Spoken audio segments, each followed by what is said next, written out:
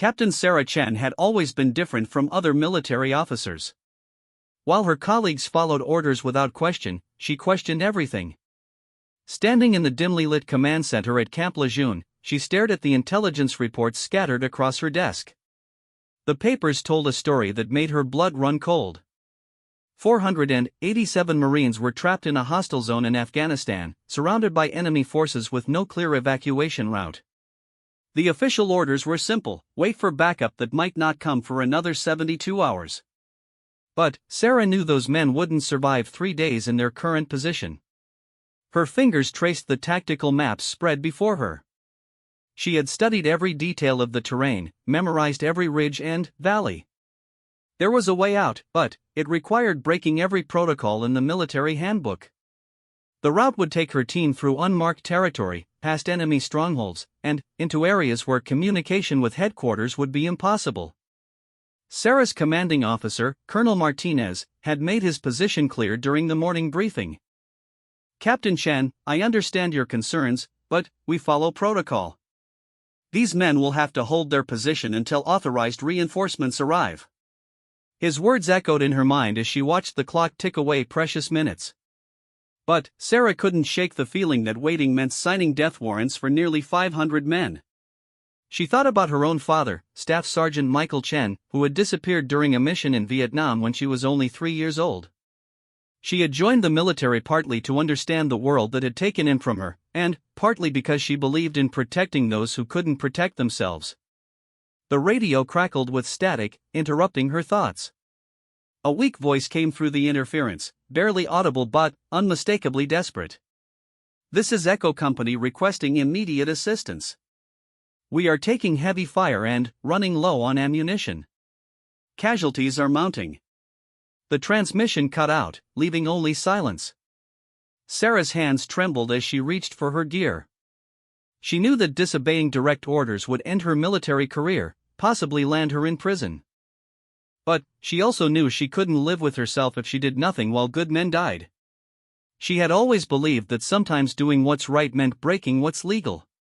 She gathered her most trusted team members: Sergeant Mike Rodriguez, a demolitions expert who had served with her for 3 years, Lieutenant Amy Foster, a communications specialist who could work miracles with radio equipment, and Corporal James Wright, a medic whose quick thinking had saved countless lives. These were people who understood that loyalty sometimes meant choosing conscience over command. "I'm going to be straight with you," Sarah told them in the equipment room as they prepared their gear. "What I'm about to ask you to do goes against everything we've been taught about military discipline. We're going to attempt an unauthorized rescue mission. If we're caught, we'll all face court-martial. If we fail, we might not come back at all." Rodriguez was the first to speak, his weathered face showing no hesitation. "Captain, I've got a son about the same age as some of those Marines out there. I didn't join the military to watch good people die when I could do something about it." Foster nodded in agreement, checking her radio equipment one final time. "My brother is deployed with Echo Company. I'm not leaving him to die because some general thinks protocol is more important than lives." Wright simply picked up his medical bag and headed for the door. "We're wasting time talking. Those men need help now." As they loaded their vehicle under the cover of darkness, Sarah felt a mixture of terror and determination coursing through her veins. She had memorized the route they would take, studying satellite images and intelligence reports until she could navigate the treacherous terrain with her eyes closed. The plan was audacious in its simplicity. They would use a forgotten mountain pass that most people considered impassable, approach the trapped Marines from the one direction the enemy wouldn't expect, and create an extraction corridor. The first challenge came immediately. Getting past the base's security without authorization required careful timing and a bit of luck. Sarah had noticed that the guards changed shifts at midnight, leaving a brief window where the eastern gate was less closely monitored. They slipped through just as the new guards were settling into their posts. Once they were beyond the base perimeter, the real danger began. The terrain ahead was unforgiving: steep mountain passes, dense forests where enemy snipers could be hiding, and vast stretches of open ground where their vehicle would be completely exposed. Sarah drove while the others maintained radio silence, knowing that any transmission could give away their position. Hours passed in tense silence as they navigated the treacherous mountain roads. Sarah's hands ached from gripping the steering wheel as she maneuvered around fallen rocks and washouts that threatened to send their vehicle tumbling into the ravines below. The headlights illuminated only a few feet ahead, making every turn a leap of faith. As dawn approached, they reached the first major obstacle, a bridge that intelligence reports indicated had been destroyed by enemy forces. But, when they arrived at the location, Sarah discovered something unexpected. The bridge was damaged but not completely destroyed.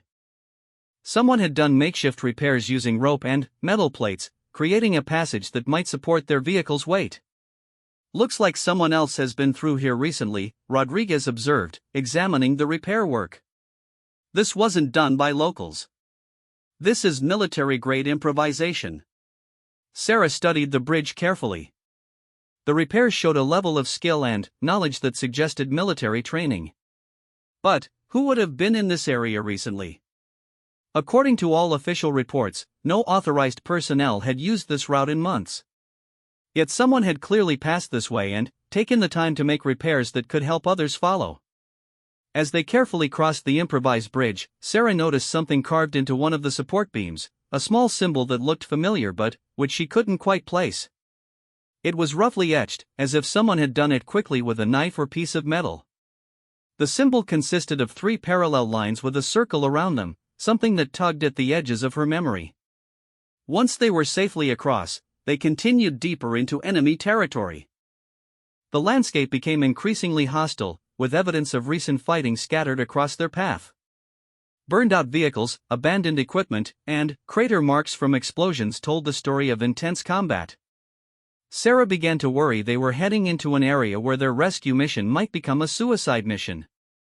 As they approached the coordinates where the trapped Marines were supposed to be located, they encountered their first enemy patrol.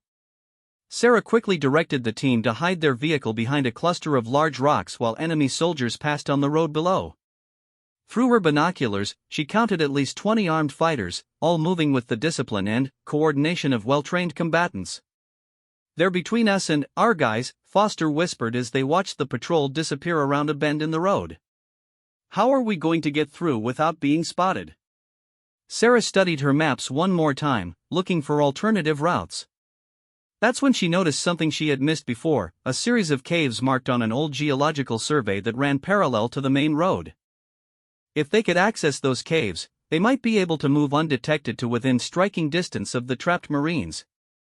"We go underground," she announced, pointing to the cave system on the map. "It'll be slower and more dangerous, but it might be our only chance to approach without being seen." The caves were even more treacherous than Sarah had anticipated. The passages were narrow and winding, forcing them to leave their vehicle behind and continue on foot. They used flashlights sparingly, knowing that even the smallest amount of light could be visible from outside if enemy forces were watching the area. As they made their way through the underground passages, Sarah began to notice more of the strange symbols carved into the rock walls. They appeared at regular intervals, always in places where the passage branched in different directions. It was almost as if someone had left a trail of breadcrumbs, marking a safe path through the maze of tunnels. "Captain," Wright called softly from ahead, "you need to see this." Sarah moved forward to where Wright was standing, his flashlight illuminating a section of the cave wall. There, carved more deeply and clearly than the others, was not just the symbol they had been seeing, but also a date, 1971. Below the date, someone had scratched a message: "For those who come after, stay strong, stay together." MC. Sarah's heart stopped. MC Michaelchen. Her father's initials. But that was impossible. Her father had been declared missing in action in Vietnam, thousands of miles away from this place. Yet here were his initials, in a cave system that seemed to lead directly toward where the trapped Marines were waiting for rescue. She reached out to touch the carved letters, her fingers tracing each line. The carving was old, weathered by decades of moisture and temperature changes. But it was definitely intentional, definitely meant to be found by someone who might follow the same path. "Captain, we need to keep moving," Rodriguez urged gently. "Those Marines are counting on us." Sarah nodded, forcing herself to focus on the mission despite the questions swirling in her mind. They continued through the caves, following the marked path that seemed to have been left by her father more than 30 years earlier. Each symbol they encountered felt like a message from beyond, guiding them toward their destination. Finally, after hours of careful navigation through the underground passages, they reached a cave opening that provided a view of the valley where the trapped Marines were positioned. Through her binoculars, Sarah could see the defensive positions the soldiers had established, surrounded by enemy forces that outnumbered them by at least 3 to 1. "There they are," Foster whispered, pointing to a cluster of military vehicles in the center of the valley. "But, look at all those enemy positions. They've got them completely surrounded." Sarah studied the tactical situation carefully. The enemy had positioned themselves on the high ground around the valley, with clear lines of fire to the Marines' position. Any conventional rescue attempt would result in a massacre. But, the cave system they had just traveled through emerged at several points around the valley's perimeter. If they could coordinate properly, they might be able to create multiple escape routes simultaneously. As she formulated her plan, Sarah noticed something else that made her blood run cold. Among the enemy positions, she could see evidence of sophisticated communication equipment and coordinated defensive strategies. These weren't random insurgents or local militias. These were professional soldiers, possibly foreign advisors or mercenaries with advanced military training. "This isn't what the intelligence reports described," she murmured to her team. "We're looking at a much more dangerous situation than anyone back at headquarters realizes." The trapped Marines were facing an enemy force that was better equipped and better trained than anyone had anticipated. A conventional rescue operation would not only fail, it would likely result in the deaths of everyone involved, including Sarah's team. But she had come too far to turn back now, and the symbols her father had left in the caves seemed to be pointing toward a solution that no one else had considered. As the sun began to set on their first day in enemy territory, Sarah made a decision that would change everything. She was going to trust in the path her father had marked out decades earlier, even though she didn't fully understand how or why he had been there. Sometimes the greatest act of faith was following a trail left by someone who had faced similar impossible odds and found a way through. The rescue of 487 Marines was about to begin, guided by the ghost of a father she had never really known but whose courage seemed to flow through the very rocks around them. The night descended like a heavy blanket over the hostile terrain as Sarah and her team prepared for the most dangerous phase of their unauthorized mission. From their vantage point in the caves, they could see the muzzle flashes and hear the distant sound of gunfire as the trapped Marines fought to hold their positions. Time was running out, and every minute of delay meant more casualties among the soldiers they had come to save. Sarah spread her tactical maps on the cave floor, using a red-filtered flashlight to avoid giving away their position. The cave system her father had apparently mapped out decades earlier provided multiple access points to the valley floor, but she needed to understand the enemy's patrol patterns before attempting any rescue operation. "Rodriguez, I need you to take the eastern tunnel and see if it leads to where the map indicates," she instructed quietly. "Foster, you're with me on communications. We need to establish contact with the trapped Marines without alerting enemy forces to our presence." "Right, prepare medical supplies for mass casualties.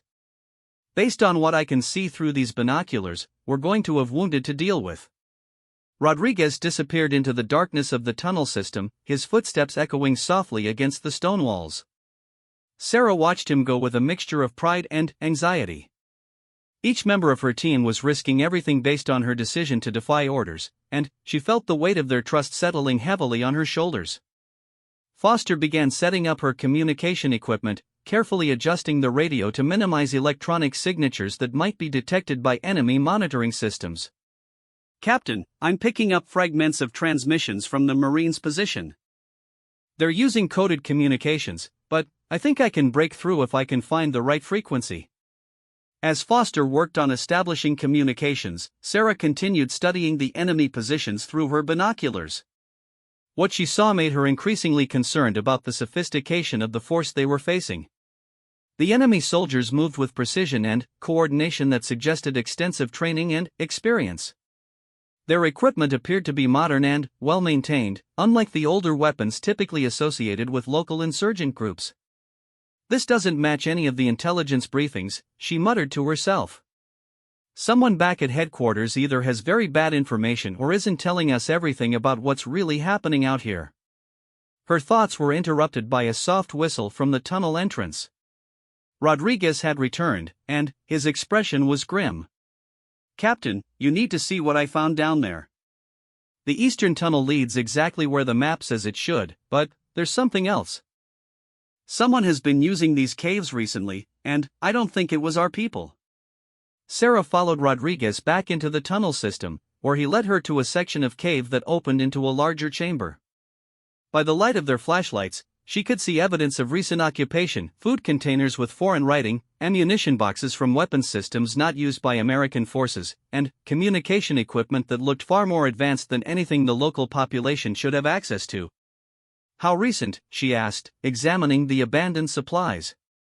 "Based on the freshness of the food containers, maybe a week. Whoever was here left in a hurry, but they were definitely planning to come back. Look at this." Rodriguez pointed to a corner of the chamber where someone had set up what appeared to be a sophisticated monitoring station. Multiple radio receivers were still connected to external antennas, and a series of maps covered one wall of the cave. The maps showed detailed positions of American forces throughout the region, including locations that were supposed to be classified. Sarah felt a chill run down her spine as she realized the implications. This isn't just a random enemy force. This is an intelligence operation. Someone has been systematically monitoring our troop movements and communications. The trap our Marines walked into wasn't an accident, it was carefully planned. The discovery changed everything about their mission. The trapped Marines weren't just facing a superior enemy force, they were dealing with an adversary that had detailed advanced knowledge of their positions and capabilities. Any conventional rescue attempt would be walking directly into a prepared ambush. But the abandoned monitoring station also presented an opportunity. If Sarah's team could figure out how to use the equipment the enemy had left behind, they might be able to turn the tables on their opponents. The radio equipment could potentially be used to intercept enemy communications, while the detailed maps might reveal weaknesses in the enemy's defensive positions. "Foster, get up here," Sarah called softly. "I need you to see if you can make sense of this communication equipment." Foster examined the abandoned radio setup with the practiced eye of a communications specialist. "This is sophisticated stuff, Captain. Military grade, but not American. The frequency settings suggest they've been monitoring our encrypted channels, which should be impossible unless they have access to our encryption codes." The implications were staggering. If enemy forces had compromised American communication security, then every operation in the region was potentially compromised. The trapped Marines might be just the beginning of a much larger intelligence disaster. "Can you use their equipment to contact our people without them knowing?" Sarah asked. "Maybe. If I can figure out their monitoring protocols, I might be able to send a message on a frequency they're not watching. But it's going to take time, and there's a risk they'll detect us if I make a mistake." Time was the one thing they didn't have. Through the cave opening, Sarah could see that the enemy forces were beginning to tighten their perimeter around the trapped Marines. Soon, the defensive positions would become completely untenable, and the rescue mission would become a recovery operation. That's when she noticed something else among the abandoned enemy supplies: a detailed schematic of the cave system, marked with routes and timing notations. But these weren't the same markings her father had left decades earlier. These were recent additions, showing that someone had been using his original trail markers as the basis for a more extensive mapping project. "They've been using Dad's route," she whispered to herself, the realization hitting her like a physical blow.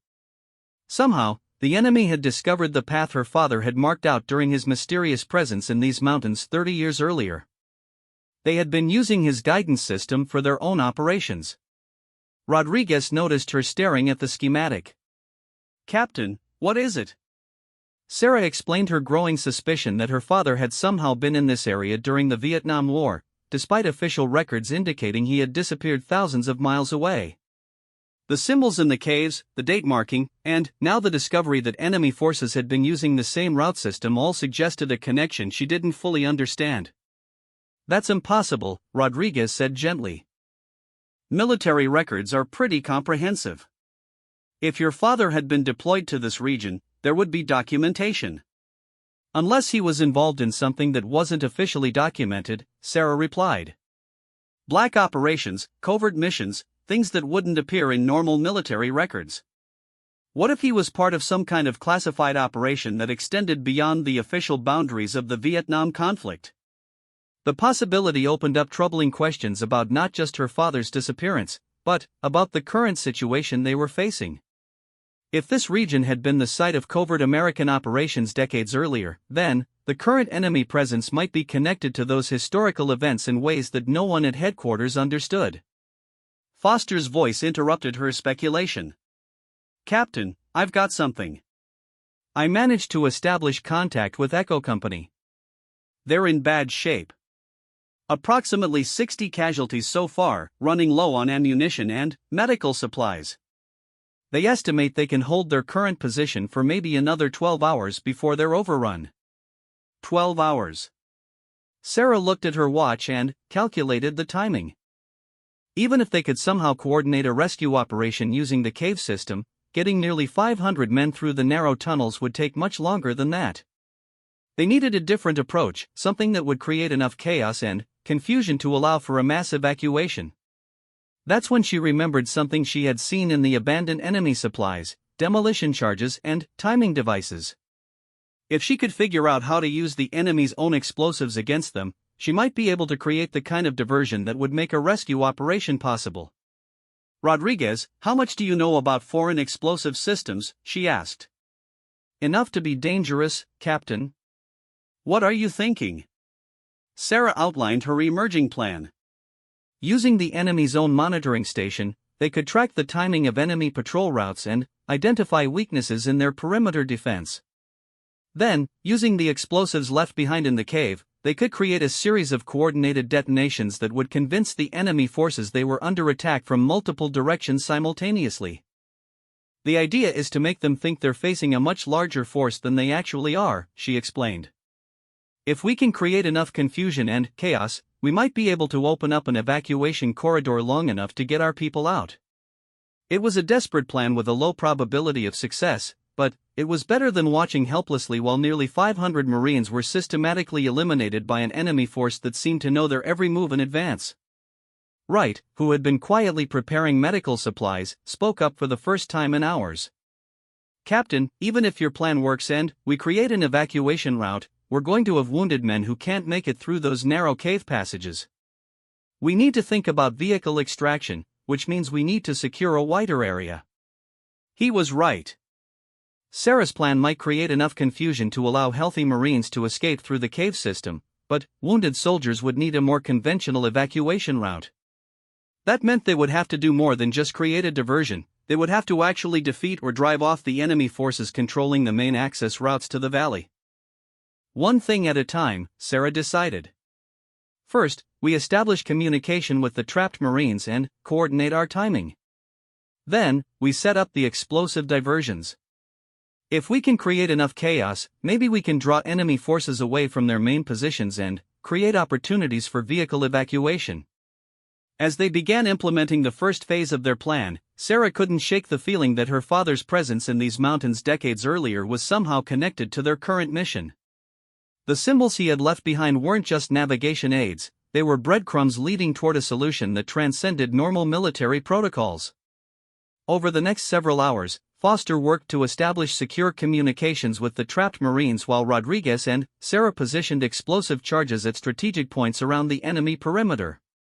The work was slow and dangerous, requiring them to crawl through narrow passages and emerge into hostile territory where enemy patrols passed within feet of their hiding positions. By dawn, they had managed to set up 6 separate explosive charges timed to detonate in a sequence that would suggest an attack from multiple directions. Foster had established reliable communication with Echo Company and confirmed that the Marines were ready to attempt an evacuation as soon as the diversionary attacks began. But, as Sarah crouched in the cave opening, watching the sunrise illuminate the valley where nearly 500 of her fellow soldiers waited for rescue, she realized that even if their plan succeeded, they still faced a fundamental problem. Getting everyone out safely would require transport vehicles and a clear evacuation route that led to friendly territory. That's when she noticed something she had missed during the darkness. On the opposite side of the valley, barely visible in the morning light, there appeared to be another cave opening. If the tunnel system was as extensive as her father's markings suggested, there might be a route that led directly to the area where they had hidden their vehicle the night before. Foster, ask Echo Company if they've noticed any cave openings in their immediate area. Tell them we might have an alternative evacuation route, but we need to know exactly where they are in relation to the geological features. The answer that came back confirmed her suspicions. There were indeed cave openings near the Marines' position, and at least some of them appeared to connect to the same underground system they had been using. If Sarah's team could guide the Marines through the cave network to where their vehicle was waiting, they might be able to evacuate everyone without having to fight their way through enemy territory. But, first, they had to execute the diversionary attack that would create enough confusion to allow the evacuation to begin. Sarah checked her watch one final time, then nodded to Rodriguez. "Light them up," she whispered. The first explosion echoed across the valley like thunder, followed immediately by the second and third charges detonating in rapid succession. From their vantage point in the caves, Sarah could see enemy soldiers running between positions, shouting orders and trying to determine where the attack was coming from. The diversion was working, but Sarah knew they had only a few minutes before the enemy forces regrouped and began searching for the source of the explosions. The real test of their plan was about to begin, and the lives of 487 Marines hung in the balance. The valley erupted into chaos as the coordinated explosions sent enemy forces scrambling to respond to what they believed was a multi-directional attack. Sarah watched through her binoculars as confusion spread through the enemy ranks, with soldiers abandoning their carefully planned positions to chase shadows and investigate phantom threats. The diversion was working better than she had dared to hope. "Foster, tell Echo Company to begin moving toward the cave opening we identified," Sarah commanded urgently. "They need to move in small groups, wounded first, while the enemy is still trying to figure out what's happening." Through the radio static, they could hear the voice of Captain Marcus Webb, the commanding officer of the trapped Marines. "Unknown station, this is Echo Actual. We have approximately 80 wounded who cannot move unassisted. Request guidance on evacuation procedures for non-ambulatory personnel." The reality of the situation hit Sarah like a physical blow. 80 wounded Marines couldn't be carried through the narrow cave passages they had navigated to reach this position. They needed a different solution, and they needed it immediately, before the enemy forces regrouped and tightened their perimeter again. "Rodriguez," she called to her demolitions expert, "is there any way to widen those cave passages using the remaining explosive charges?" Rodriguez examined the cave entrance nearest to the Marine's position through his binoculars, then shook his head grimly. "Not without potentially bringing down the entire tunnel system. The rock formation here is too unstable for controlled demolition. We'd be as likely to trap everyone underground as to create a larger passage." Sarah felt the weight of impossible decisions pressing down on her. Every option seemed to lead to casualties, and every minute of delay meant the enemy forces were getting closer to discovering their location. She needed a breakthrough, some insight that would transform their desperate situation into a viable rescue operation. That's when Wright, their medic, spoke up with an observation that changed everything. "Captain, I've been studying those enemy supply caches we found in the caves. They have medical equipment that's more sophisticated than what our own field units carry. Portable surgical equipment, advanced trauma supplies, even what looks like evacuation stretchers designed for cave rescue operations." The implications were staggering. Not only had enemy forces been using the cave system for intelligence operations, but they had been preparing for exactly the kind of rescue scenario that Sarah's team was now attempting. Someone had anticipated that American forces might be trapped in this valley and had pre-positioned equipment for their evacuation. "Show me," Sarah demanded, following right back to the chamber where they had discovered the abandoned enemy supplies. By the light of their flashlights, she could see that Wright was correct. Among the military equipment were specialized medical supplies and evacuation tools that would be perfectly suited for moving wounded soldiers through difficult terrain. But the discovery raised more questions than it answered. Why would enemy forces have equipped themselves with tools specifically designed for rescuing American soldiers? Unless they weren't enemy forces at all, but rather some other group with a different agenda entirely. Foster's voice crackled over the radio, interrupting Sarah's speculation. Captain, I'm picking up radio transmissions that don't match any of the communication patterns we've been monitoring. Someone else is operating in this area, and they're using American encryption protocols. Sarah rushed back to Foster's position, where the communications specialist was hunched over her radio equipment with a puzzled expression. What kind of transmissions? Sarah asked. That's the strange part. They're using current American military codes, but they're not coming from any unit that's supposed to be in this region according to our intelligence briefings. The call signs don't match anything in our operational database. The radio crackled with static, and then, a clear voice emerged from the interference. Shadow base to unknown rescue team, we have been monitoring your operations. You are attempting to extract personnel from grid reference 7849. Be advised that you are not alone in this area. We are prepared to provide assistance if you can confirm your authorization codes. Sarah stared at the radio in disbelief. Someone else was operating in the area, someone with access to American military communications and detailed knowledge of their rescue operation. But she had no authorization codes to provide because their entire mission was unauthorized. Unknown station, this is Captain Sarah Chen, conducting emergency extraction of trapped personnel. We are operating under emergency authority. Can you clarify your identity and capabilities? The response came immediately. Captain Chen, we have been monitoring your progress since you entered the cave system. Your father would be proud of how you followed his trail markers. We are prepared to assist with evacuation of wounded personnel if you can accept help from a unit that officially doesn't exist. Sarah's hands trembled as she held the radio microphone. Someone knew about her father's connection to these mountains, and they had been watching her team's progress from the beginning. But who were they, and how did they know about her father's involvement in operations that supposedly never existed? Who is this? How do you know about my father? Captain, your father was part of a classified operation that established emergency evacuation protocols for this region during the 1970s. Those protocols are still active, and we have been maintaining his route markers and equipment caches for more than 30 years. We can provide vehicle extraction for your wounded personnel and guide your remaining forces through secure evacuation routes. The implications were overwhelming. Her father hadn't just passed through this area during some unknown mission, he had been part of establishing a permanent rescue infrastructure that was still operational decades later. The mysterious unit contacting them was apparently part of that same classified operation. What do you need from us? Sarah asked, making a command decision to trust in whatever legacy her father had left behind in these mountains. Maintain your current position and continue guiding the trapped Marines toward the cave entrances. We will position vehicles at Extraction Point Charlie, which your father marked on the maps you've been following. Wounded personnel will be evacuated by ground transport while remaining forces move through the cave system to Extraction Point Alpha. Sarah looked at her tactical maps and found the locations they were referring to.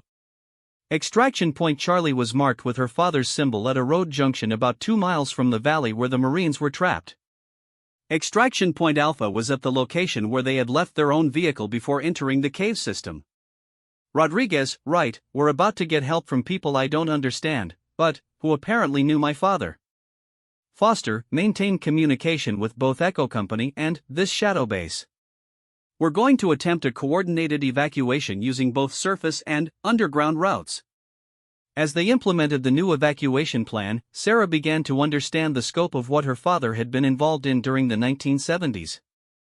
The cave markings weren't just navigation aids, they were part of a comprehensive escape and evasion system designed to support covert operations throughout the region. Someone had been maintaining and updating that system for decades, waiting for situations exactly like the one they were now facing. The first group of wounded Marines emerged from the caves within an hour, guided by the route markings that led directly to where military vehicles were waiting to transport them to safety. The vehicles bore no unit markings or identification, but the soldiers operating them moved with the precision and professionalism of elite military personnel. Captain Webb's voice came over the radio as the evacuation proceeded. Unknown rescue team, we have successfully extracted our most critically wounded personnel. Remaining forces are moving toward cave positions as directed. What's our estimated time for complete evacuation? Echo Actual, you should have everyone clear within 4 hours if current progress continues. Be advised that enemy forces are beginning to regroup and search for the source of the earlier explosions. Maintain noise discipline and move in small groups. As Sarah coordinated the evacuation, she noticed that the enemy forces were not pursuing the evacuating Marines as aggressively as she would have expected. Through her binoculars, she could see that many of the enemy soldiers appeared to be withdrawing from their positions rather than intensifying their search efforts. Foster, are you picking up any enemy communications that might explain why they're pulling back instead of pursuing our people? Foster listened to her monitoring equipment for several minutes before responding. Captain, this is really strange. The enemy communications suggest they're receiving orders to disengage and withdraw from the area. It's almost like someone told them to let us complete the evacuation. The pieces of the puzzle were starting to come together in Sarah's mind, but the picture they formed was almost too incredible to believe. The sophisticated enemy force that had trapped the Marines, the abandoned intelligence equipment in the caves, the mysterious shadow base unit that had appeared to help with the evacuation, it was all connected somehow to the classified operation her father had been involved in decades earlier. Shadow base, this is Captain Shen. Can you provide any clarification about the enemy forces we've been facing? Their behavior pattern doesn't match normal hostile engagement protocols. Captain Shen, the forces you encountered were conducting an intelligence assessment operation. They have now completed their data collection and are withdrawing according to predetermined agreements. Your extraction operation was never intended to result in casualties, it was designed to test the effectiveness of the evacuation systems your father helped establish. The truth hit Sarah like a thunderbolt. The entire situation had been a test, an exercise designed to evaluate whether the emergency protocols established decades earlier would still function when needed. The trapped Marines were real, and the danger they faced was real, but the overall scenario had been orchestrated to validate the rescue systems her father had helped create. Are you telling me this was all planned? She asked, her voice tight with controlled anger. Not planned, Captain, but anticipated. Your father's operation was designed to provide emergency extraction capabilities for situations where conventional rescue operations would be impossible or politically unacceptable.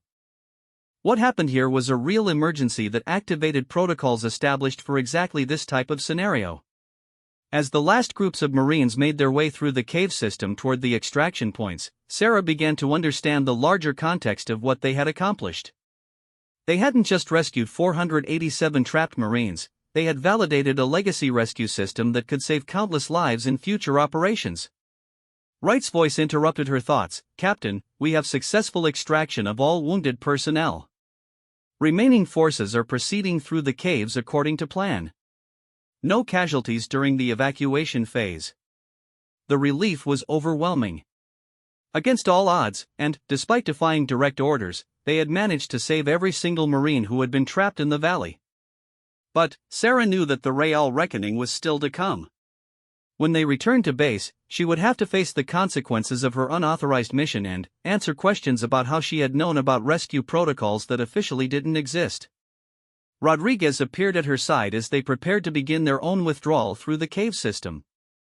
Captain, I've been thinking about what we learned here today. Your father didn't just save those Marines 30 years ago when he established this system. He saved the ones we rescued today, and probably a lot of others over the years that we'll never know about.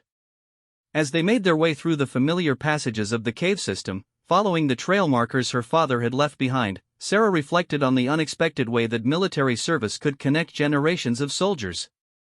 Her father's courage and foresight had reached across decades to guide her own moment of decision. When they finally emerged at Extraction Point Alpha, where their original vehicle was waiting, Sarah found a sealed envelope placed on the driver's seat. Her name was written on the outside in handwriting she didn't recognize, but inside was a letter that would answer the questions that had been haunting her for most of her adult life. The letter was from her father, written before his final mission and left in the care of the Shadow Base unit with instructions to deliver it if his daughter ever followed in his footsteps. In it, he explained the classified operation he had been part of, the emergency rescue systems he had helped establish, and his hope that someday those systems would help save the lives of soldiers who found themselves in impossible situations. Sarah, the letter concluded, if you are reading this, it means you chose to put the lives of your soldiers above the safety of your career, just as I did. The protocols I established were never about following orders or maintaining military discipline. They were about ensuring that good people had a way home when the system failed them. I am proud of the soldier you have become, and I am proud that my work helped bring you and your Marines home safely. As Sarah finished reading her father's letter, Foster approached with a final radio transmission. Captain, we're receiving orders to report to headquarters immediately upon return to base. Sounds like our unauthorized rescue mission is going to result in some very serious conversations with very senior officers. Sarah folded the letter carefully and placed it in her pocket. She had defied orders to save 487 Marines, and she had discovered that her father's legacy had made that rescue possible. Whatever consequences awaited her back at headquarters, she knew she had made the right choice. Sometimes the most important military operations were the ones that happened outside the official chain of command, guided by conscience rather than protocol. The drive back to base was quiet, with each team member lost in their own thoughts about what they had experienced and what it meant for their military careers. But Sarah felt a sense of peace she had never experienced before. She finally understood her father's disappearance, and she had honored his legacy in the most meaningful way possible, by bringing home soldiers who would otherwise have been lost. The convoy of rescue vehicles wound its way through the mountain roads toward Camp Lejeune as dawn broke over the horizon, carrying 487 Marines who had expected to die in that hostile valley. Sarah sat in the passenger seat of the lead vehicle, her father's letter still clutched in her hand, watching the familiar landscape of the base approach through the morning mist. She knew that within hours, she would be facing a court-martial for disobeying direct orders, but, for the first time in her military career, she felt completely at peace with the decision she had made. The base was buzzing with activity as their convoy passed through the main gate. Word of the unauthorized rescue operation had apparently spread throughout the command structure, and Sarah could see clusters of officers and enlisted personnel gathered near the headquarters building, their faces reflecting a mixture of curiosity and concern.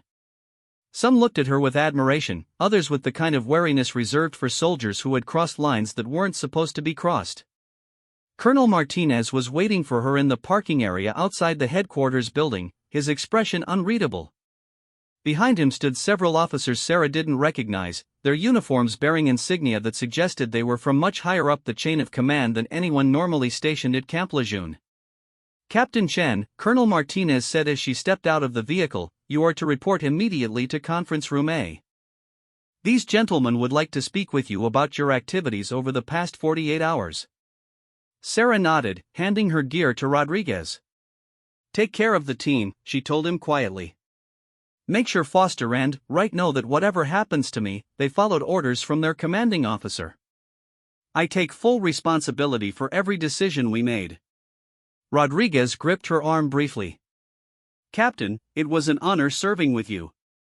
We all knew the risks when we decided to follow you, and we'd make the same choice again. As Sarah walked toward the headquarters building, she noticed Captain Webb standing near the medical facility where the wounded Marines from their rescue operation were being treated. He caught her eye and nodded respectfully, a gesture that meant more to her than any medal or commendation ever could. Those 487 Marines were alive because she had chosen conscience over career, and that knowledge would sustain her through whatever came next. Conference Room A was larger than she had expected, with a long table surrounded by officers whose rank insignia indicated they represented the highest levels of military command. At the head of the table sat a general whose nameplate identified him as General Harrison, a man whose reputation for both strategic brilliance and ruthless discipline was legendary throughout the military. Captain Chen, General Harrison began without preamble, you have placed this command in an extremely difficult position. Your unauthorized rescue operation violated numerous protocols and endangered personnel beyond those you were attempting to save. However, before we proceed with formal disciplinary action, there are some matters we need to clarify. He gestured to a civilian sitting at the far end of the table, a man in his 60s whose weathered face and alert eyes suggested a lifetime of military service despite his current lack of uniform. This is Mr. David Morrison, who represents certain classified programs that your operation may have inadvertently intersected with. Morrison stood and activated a presentation screen that displayed a map of the region where the rescue had taken place. Captain Chen, we understand that during your unauthorized mission, you made contact with a unit identifying itself as Shadow Base. We need you to provide a complete account of that contact and any information they may have shared with you. Sarah realized that the consequences of her rescue operation extended far beyond simple disobedience to orders. Somehow, her mission had intersected with classified operations that involved people and programs she had never known existed. The mysterious unit that had helped with the evacuation was apparently part of a larger intelligence structure that operated outside normal military channels. Sir, the Shadow Base unit provided essential assistance in evacuating wounded personnel, Sarah responded carefully. They demonstrated detailed knowledge of the cave system we were using and provided transport assets that enabled us to complete the rescue without casualties. Morrison exchanged glances with General Harrison before continuing. Captain, what we're about to tell you is classified at the highest levels. Your father, Staff Sergeant Michael Chen, did not disappear during a routine mission in Vietnam as you've been told. He was part of a classified program called Operation Sanctuary, which established emergency evacuation protocols throughout Southeast Asia and the Middle East for use by American forces in situations where conventional rescue operations would be impossible or politically unacceptable. The revelation hit Sarah like a physical blow. Her father hadn't been missing for 30 years, he had been part of an ongoing classified operation that had apparently continued long after the end of the Vietnam War. The Shadow Base unit that had helped with the rescue was part of the same program he had helped establish decades earlier. Operation Sanctuary was designed to provide plausible deniability for rescue operations that might otherwise create international incidents, Morrison continued.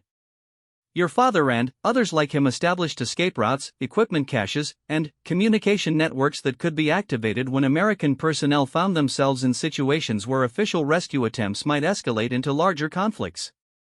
General Harrison leaned forward in his chair. Captain Chen, your unauthorized rescue operation activated protocols that have been dormant for nearly a decade. The situation your Marines found themselves in was exactly the kind of scenario Operation Sanctuary was designed to address, but activating those protocols without proper authorization has created significant complications. Sarah began to understand the scope of what had happened. Her decision to defy orders and attempt an unauthorized rescue had inadvertently triggered a classified program that involved resources and personnel far beyond what she had imagined. The test scenario that Shadow Base had mentioned wasn't just an evaluation of rescue protocols, it was an assessment of whether Operation Sanctuary should continue operating in the current geopolitical environment. Sir, what happened to my father? Sarah asked, her voice barely above a whisper. Is he still alive? Morrison's expression softened slightly. Your father completed his final mission for Operation Sanctuary in 1994. He was killed during an evacuation operation in Somalia, helping to extract a team of intelligence operatives who had been compromised. His death was classified because acknowledging his presence in that area would have revealed the existence of Operation Sanctuary. The news of her father's death was devastating, but it also brought a sense of closure that Sarah had been seeking her entire adult life. He had died as he had lived, putting the safety of others above his own survival. The rescue system he had helped establish had ultimately saved the lives of 487 Marines, creating a legacy that extended far beyond his own sacrifice. Captain Chen, General Harrison said, his voice taking on a more formal tone, your unauthorized rescue operation has forced us to make some difficult decisions about the future of Operation Sanctuary. The program has operated in the shadows for decades, but your mission brought it into contact with conventional military operations in ways that could compromise its effectiveness. Sarah realized that her rescue mission had created a crisis that extended far beyond her own military career. The classified program her father had died supporting was now at risk because she had stumbled into it while trying to save trapped Marines. However, the general continued, your operation also demonstrated the continuing value of the capabilities Operation Sanctuary provides. The fact that you were able to successfully extract 487 Marines from an impossible situation, with zero casualties, validates the effectiveness of the protocols your father helped establish. Morrison activated another slide on the presentation screen, showing a detailed organizational chart. Captain Chen, we are prepared to offer you a choice. You can face court-martial for your unauthorized actions, which would likely result in a dishonorable discharge and possible imprisonment. Or you can accept assignment to Operation Sanctuary and help us develop new protocols for integrating classified rescue capabilities with conventional military operations. The offer was stunning. Instead of being punished for defying orders, she was being offered the opportunity to carry on her father's work within the very program he had helped create. But accepting would mean leaving behind the conventional military career she had built and entering a world of classified operations and plausible deniability. Sir, what would happen to my team? Rodriguez, Foster, and Wright risked everything to follow me on this mission. I won't accept any assignment that doesn't account for their safety and careers. General Harrison consulted a file in front of him. Your team members have already been interviewed separately. All 3 have been offered positions within Operation Sanctuary, contingent upon your acceptance of assignment to the program. They have indicated they would follow your decision in this matter. Sarah felt a surge of pride in the soldiers who had trusted her judgment enough to risk their careers on her unauthorized mission. They were being offered the same choice she faced: conventional court-martial or assignment to a classified program that operated outside normal military structures. Captain, Morrison added, there is one more factor you should consider in making your decision. The enemy forces you encountered during your rescue operation were not random insurgents or local militias. They were part of an international intelligence network that has been systematically targeting American special operations capabilities. Operation Sanctuary represents one of our most effective tools for countering those threats. The revelation added another layer of complexity to Sarah's decision. The rescue mission hadn't just been about saving trapped Marines, it had been part of a larger intelligence conflict that involved threats to American operations worldwide. Her father's legacy was part of a continuing struggle that extended far beyond any single rescue operation. Sarah thought about the letter her father had left for her, with its message about ensuring that good people had a way home when the system failed them. She thought about the 487 Marines who were alive because she had chosen to follow her conscience rather than her orders. She thought about the responsibility that came with carrying on work that her father had died supporting. Sir, I accept assignment to Operation Sanctuary, she said, her voice steady and clear. And I recommend that my team be assigned as a unit, since we've already demonstrated our ability to work together effectively under extreme circumstances. General Harrison smiled for the first time since the meeting had begun. Captain Chen, welcome to Operation Sanctuary. Your first assignment will be to help us develop training protocols that prepare conventional military units for situations where they might need to interface with our capabilities. We want to ensure that future rescue operations can benefit from the resources your father helped establish, without compromising the security that keeps those resources effective. As the meeting concluded and Sarah signed the classified documents that would govern her new assignment, she realized that her unauthorized rescue mission had led her to exactly where she was meant to be. She would spend the rest of her military career ensuring that other soldiers had the same chance at survival that her team had provided to those 487 Marines. Morrison approached her as the other officers filed out of the conference room. Captain Chen, your father left detailed notes about his work with Operation Sanctuary. He anticipated that someday, someone from his family might become involved with the program. Would you like to see those notes? Sarah nodded, unable to speak past the emotion that filled her throat. She was about to learn not just about her father's work, but about his hopes for the future and his understanding of the legacy he was creating for those who would follow in his footsteps. 3 months later, Captain Sarah Chen stood in a briefing room at a classified facility, addressing a group of special operations personnel who were being trained in emergency evacuation protocols.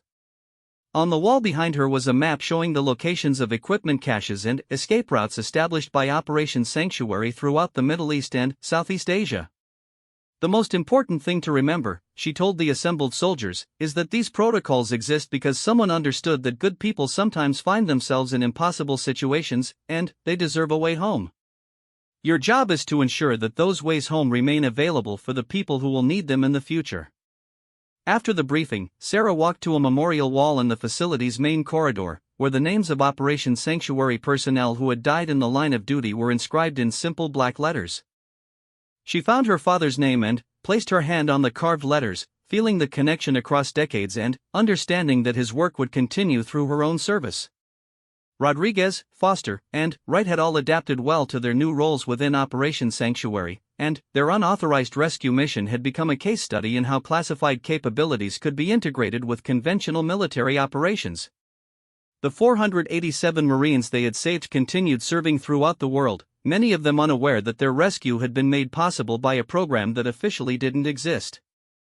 In her quarters that evening, Sarah read through her father's notes one more time, focusing on a passage that had become her personal mission statement. The greatest service we can provide is to ensure that courage and sacrifice are never wasted because good people lack the tools or knowledge to bring each other home safely.